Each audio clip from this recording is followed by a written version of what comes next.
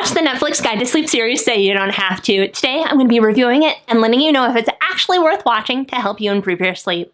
The idea behind the app is it's produced by a meditation app company with the goal of helping you to sleep better. The way the episodes are intended to be used is you're supposed to watch it at night as you're drifting off to sleep. The episodes are about 15 minutes long and it's divided into two different parts.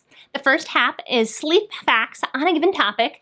The second half is a guided meditation with the goal of helping you to fall asleep. There's 7 episodes altogether on various topics, so it's a pretty short series. The first episode is how to sleep better. The first thing that you'll immediately notice once you start up one of the episodes is just how low-key it is. I'm pretty sure the narrator for the series is one of the narrators for the meditation app, so it's very soothing and very, very relaxing.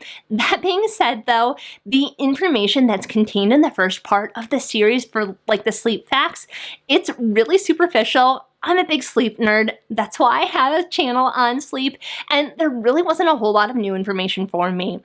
And if you've seen my videos before, you're likely to be in very much the same boat. And not only that, the topics that they discuss are very, very surface level. They don't go into a lot of detail as far as the reasons why for the facts that they're presenting. So for example, if they're talking about a scientific study, they'll just say researchers at XYZ found this and just give you the results of the study and not go into any more detail than that.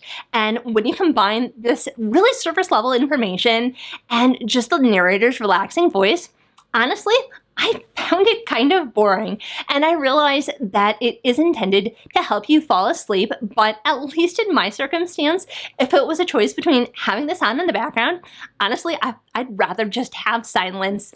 I didn't find it especially enjoyable to try and fall asleep to. One thing that the videos keep coming back to as far as a theme goes is meditation is the answer for every problem that they presented. So for any given topic, the segue for, hey, these are our sleep facts, and let's move to the guided meditation is, hey, this is your problem.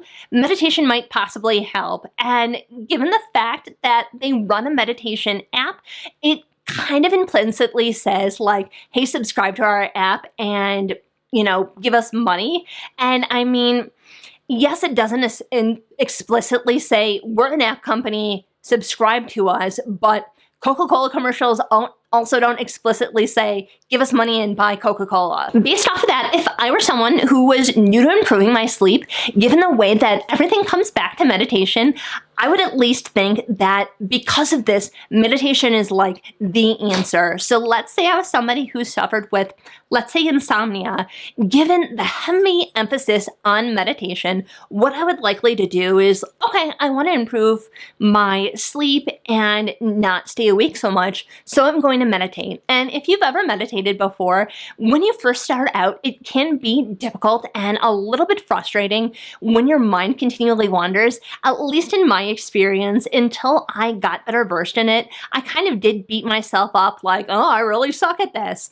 And if I were somebody who was trying to better my sleep and I was having difficulty and maybe I didn't necessarily see any or really minimal improvement after trying it out a couple times, at least for me, I would probably think, well, you know, it doesn't make any difference. If this is the answer, like I must just not be able to improve my sleep. It must just be the way I'm wired. By the way, if you're finding this video helpful, please give it a thumbs up so I know you're enjoying it. So, is this worth watching? My first impression after watching the whole thing is it just seemed like a really weird fit for Netflix.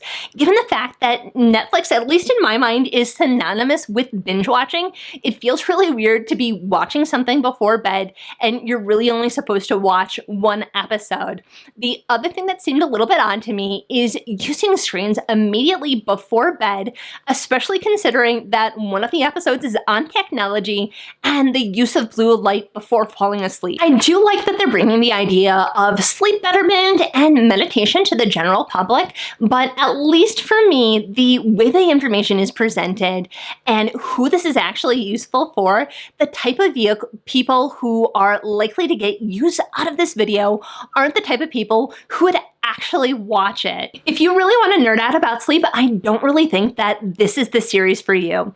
Yes, meditation is helpful, and I agree that it has applications to help you to sleep better, but meditation is just one small part of a full arsenal, and yes, it's helpful to have in your toolkit, but it's not as large of a component as how the series felt to me. Like, my conclusion based off of the series is, hey, meditation is super, super helpful. And at least in my experience, yes, it's helpful, but it's not as helpful as Headspace wants me to think it is, if that makes sense. It can be useful to check out if you're new to improving your sleep, but I would take their advice with a grain of salt and don't conclude that meditation is this perfect thing that is going to improve your sleep tenfold, kind of like they want you to think it is. If you're not subscribed to Netflix already, I definitely wouldn't subscribe just for this series. It's not to say that the series is bad or not helpful, but it's also not amazing, and I'm not like obsessed with it. It kind of is what it is. Sweet dreams.